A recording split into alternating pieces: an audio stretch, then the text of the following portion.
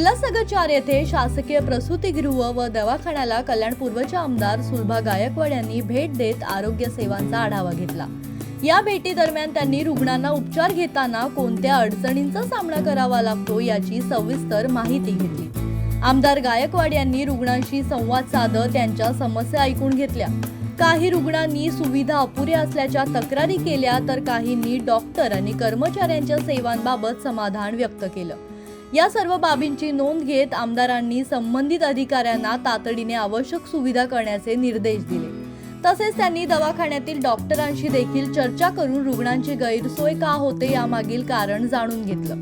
आरोग्य सेवेत कोणतीही त्रुटी राहू नये आणि रुग्णांना वेळेवर व योग्य उपचार मिळावेत यासाठी प्रयत्न करणार असल्याचं त्यांनी स्पष्ट केलं।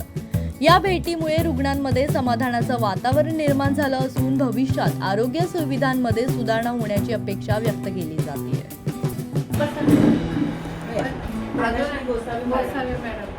गोसावी मॅडम ती मुलगी ना तिथे मॅडम जवळपास 4-6 महिन्यापूर्वी ट्रेनिंगला गेलेली आहे ठाण्याला, तर त्यांनी तिथेच त्यांनी कामाला ठेवलेलं आहे असं माझी माहिती आहे। पण तिला पेमेंट म्हणून जातं आणि तिथेच काम करतात ठाण्यामध्ये नाही ना भेटून जातं अपॉइंटमेंट इधर अपॉइंटमेंट इधर है।